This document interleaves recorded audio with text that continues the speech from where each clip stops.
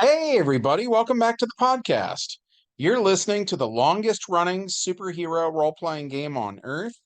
I'm your host, the Game Master, and today we're talking about Electra-Woman and Dyna-Girl. But before we get into that, smash that like button, make sure you're subscribed, ring the bell for notifications, and as always, leave us a comment. We've got a great community here, and it's all thanks to you guys. Thank you so much for being here. With all that said, let's dive in. The prologue to this one takes place in 1976 when King Tut's pyramid is relocated to California. It's so hard for most people to ever go to Egypt that this guy named McClintock decides he's going to bring Egypt to America, which reminded me of Disney's Gargoyles, where a rich guy named Xanatos moves a European castle to America, stone by stone.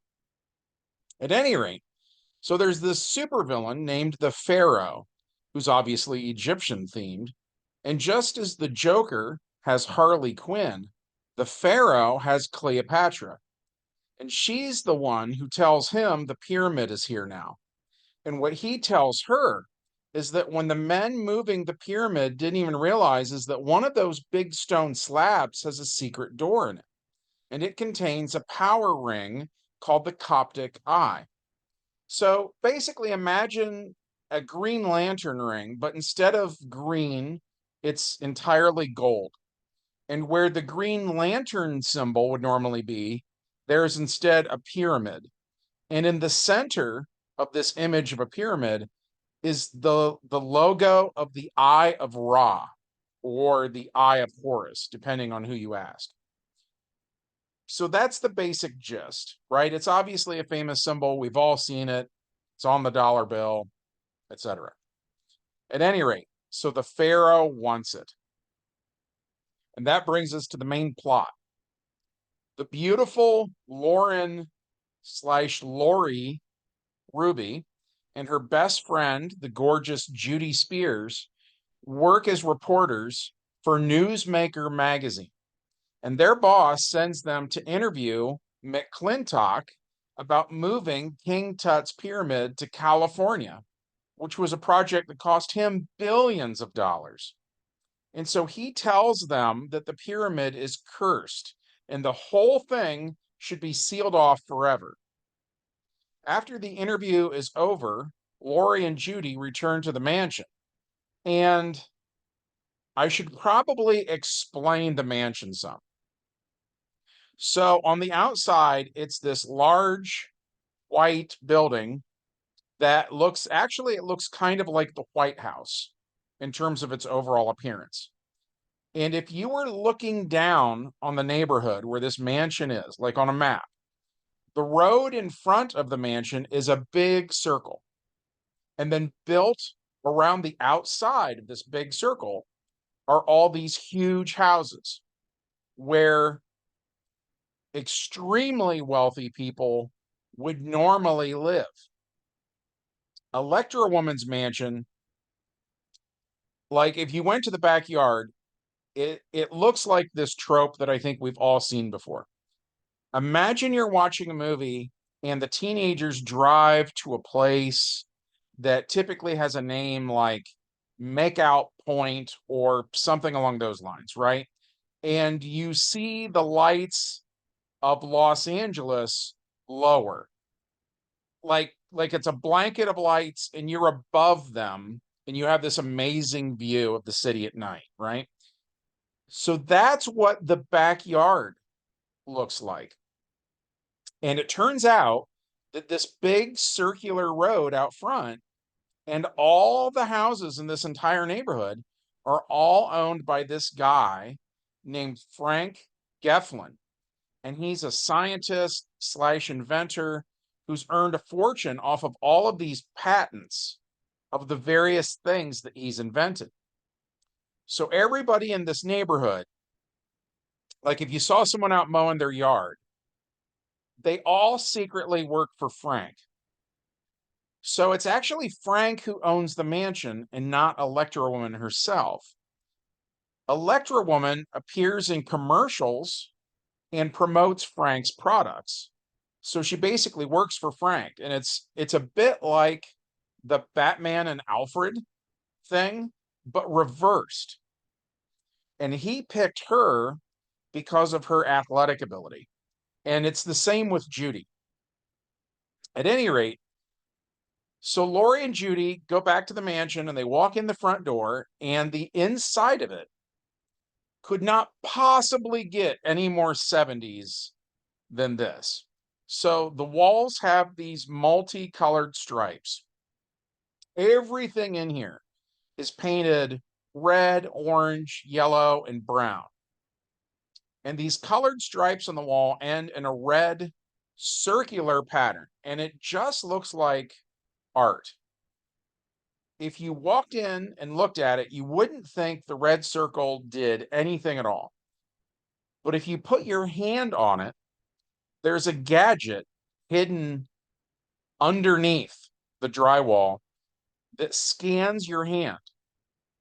And if you are somebody who is authorized, like Lori is, then a wall slides open, revealing a secret elevator. So Lori does exactly that. She activates the elevator and they get in. And she and Judy have the insta change advantage from DC Heroes, which is the same thing Linda Carter had on her show, where she would spin and there'd be this flash of light. And when the light subsides, she'd be in her satin tights. So it's a very similar idea here. So Lori and Judy, once they're wearing their spandex, they're wearing these gadgets on their wrist that's almost like a digital watch on steroids. It's a bulky wrist computer, and when they press a button, there's a flash of light, and after that, they're in costume. So the elevator takes them down inside of the mountain that the neighborhood was built on top of.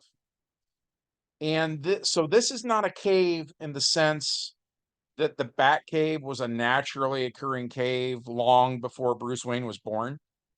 This is an artificially made cave that has been laser cut into the mountain. So everything in here is at a right angle. The walls are painted. It's very well lit, unlike the Bat Cave. They have lights strung all over the place. And then here against the one wall is the Crime Scope computer, which is basically their version of the Bat computer. It is very sophisticated, ridiculously high tech for that time period. And everything in here is cassette punk. So it's retro futuristic, the way someone would have imagined the future in the middle of the 1970s. And Frank is here operating the computer. So Electra-Woman and Dyna-Girl ask Frank what's up. Frank says, according to the computer, the Pharaoh and Cleopatra are back. And Frank tells them he's invented a new cartridge that plugs into their rest computers, which they also refer to as electrocoms. So this gadget has the flash power. Basically, imagine if you could plug a headlight into your watch, but it has different settings. So the brightest setting can blind enemies. Lesser settings, though, would just allow you to basically have a flashlight. So he gives them this, and then a transmission is picked up on the computer after his demonstration is over. And they turn on the computer screen, and there's a woman who kind of looks like Betty Page. And this is Cleopatra. She claims to be innocent and warns that the Pharaoh plans to steal something from King Tut's pyramid. And she asks them to trust her, and then that's the end of the message. So Dyna-Girl says, trust her. I'd rather trust a cobra. Frank says it might be a trap, but Electra-Woman says they really don't have a choice. They have to go check it out. So Electra-Woman and Dyna-Girl run over to the side of the Batcave area, and just like how in the Batcave, off to the side, they have the Batmobile. Here we have the Electra car.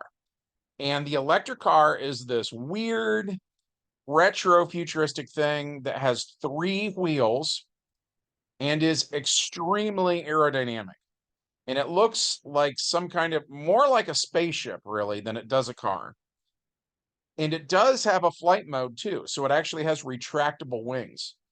It's silver and it's convertible, and it has some stripes on the side that are reminiscent of those old custom vans that people used to make in the 70s.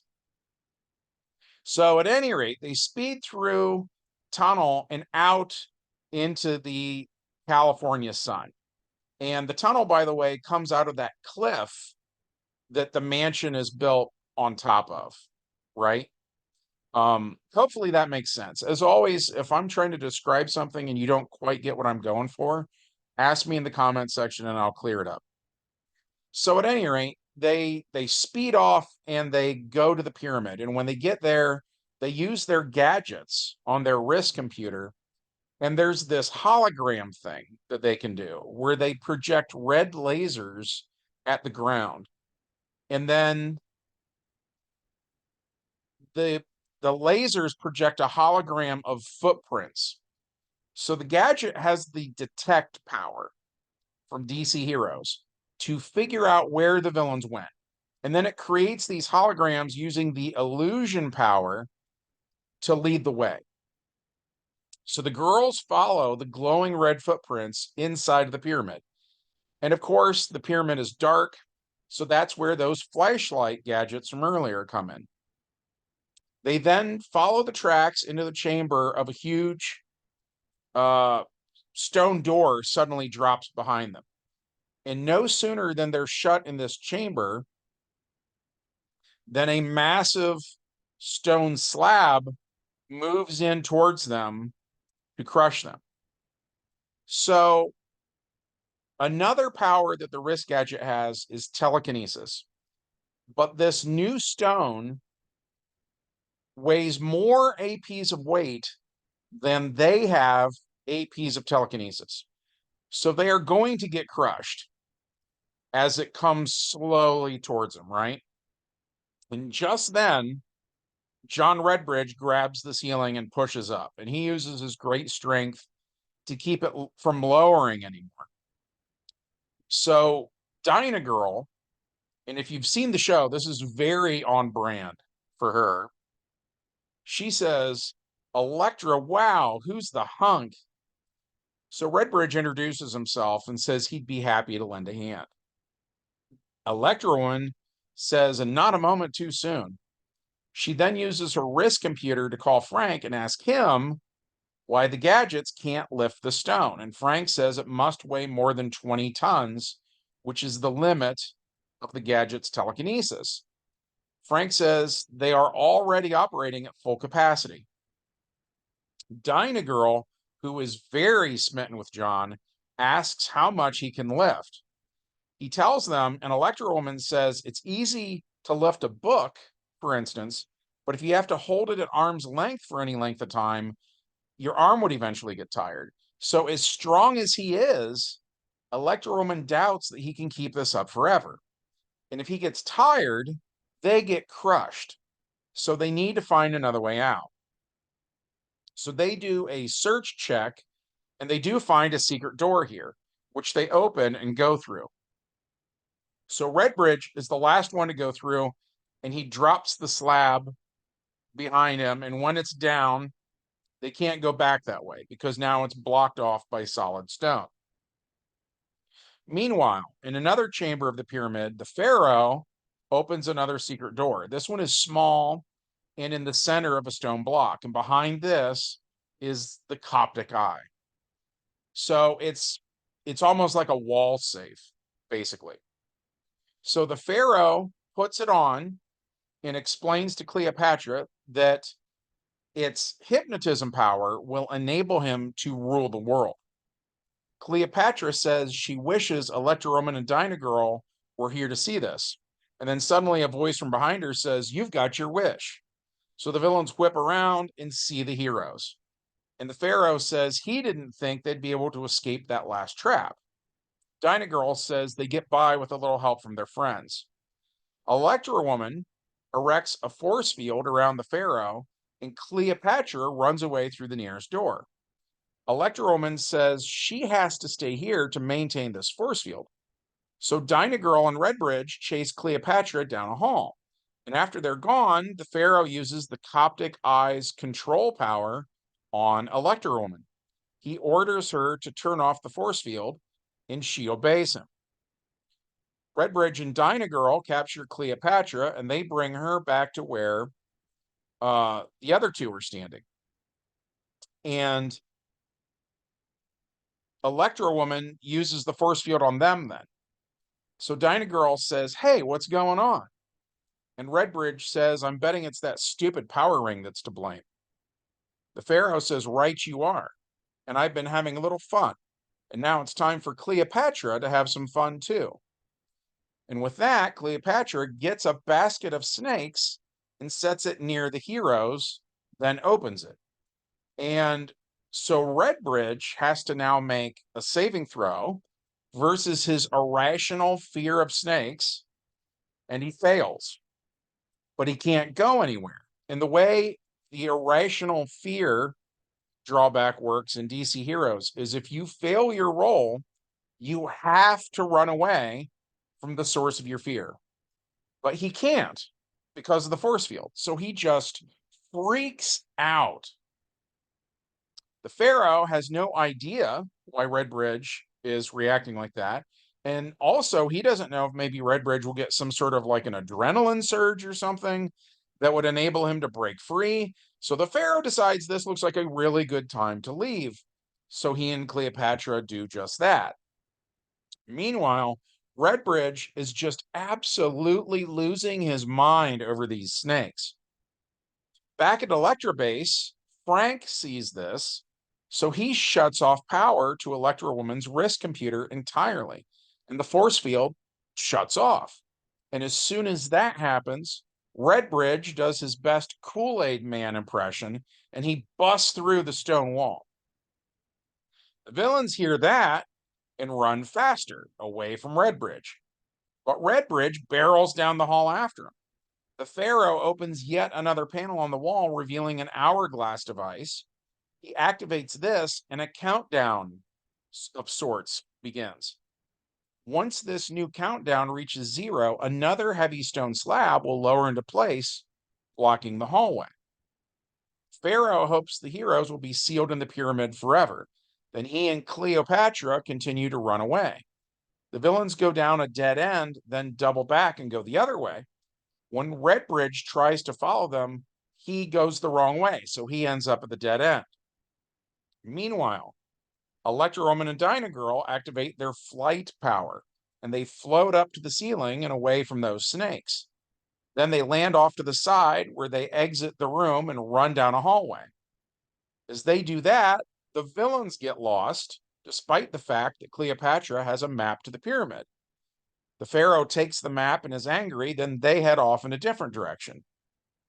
Between the amount of time that's passed and the distance that Redbridge has put between himself and the snakes, he is calm again now. Cleopatra and the Pharaoh walk around a corner, and they come face to face with Electra-Woman and Dyna-Girl, who place a force field around them. Redbridge gets there and says he wants to punch out the Pharaoh for pulling that stunt with the snakes, but he can't while the force field is in place. Just then, another stone slab falls, making a loud scraping sound, and this slab blocks the beam that allows the hero's wrist computers to work. So the force field is off, and Redbridge does punch out the Pharaoh. Back at Electra Base, Frank's feed is cut off. With the cameras not working at all he can see on his gigantic TV screen is static. So he's worried. Cleopatra blurts out that fighting is pointless now because the sound they heard was a massive stone block sealing them into the pyramid forever. Dyna-Girl then sees a torch burn out and says, "Electra-Woman, look, the chamber is airtight and everyone is going to run out of oxygen at some point." Just then, those snakes find the characters. So Redbridge has to make another saving throw, and this time he makes it. So he takes the Coptic ring and uses that on the snakes, controlling them and ordering them to leave everyone alone. Then Redbridge does his Kool-Aid Man routine again, and he doesn't roll as high as he did the first time, but the end result is still the same. He shoulders his way out of the pyramid. The Pharaoh wakes up, and Redbridge uses the Coptic eye on the villains, ordering them to tell the police that everything was their fault. So the villains go to prison for 20 years. Redbridge, Electra-Woman, and Dyna-Girl all go back to Frank's mansion, and they take the elevator down to the Electra base deep within the mountain, where Frank congratulates all of them on a job well done. Which brings us to the epilogue. Redbridge, Lori, and Judy visit an amusement park one day, well, way later, and while Redbridge and Judy are off by themselves, the Ferris wheel cable breaks, and there's a little girl in danger. So Electra-Woman uses her wrist computer's laser to weld the frayed cable. Then she climbs the Ferris wheel, and just as the little girl falls, Electra-Woman catches her. Dyna-Girl shows up too little too late and sees the tail end of what happened. So Dyna-Girl says, "Electra, awesome." Electra-Woman and the little girl walk through an adoring crowd, and some people take their picture together. Dyna-Girl feels bad that she wasn't there for it. And she says, "I miss everything." And that little girl actually grows up to become the second Dyna-Girl when Electra-Woman is middle-aged. But that's a story for another day. I really enjoyed this adventure. Hopefully you enjoyed hearing about it. If so, as always, smash that like button, make sure you're subscribed, ring the bell for notifications, and leave us a comment. From all of us here at the longest running superhero role-playing game on Earth, we hope you have a good one, and we'll see you in the next adventure.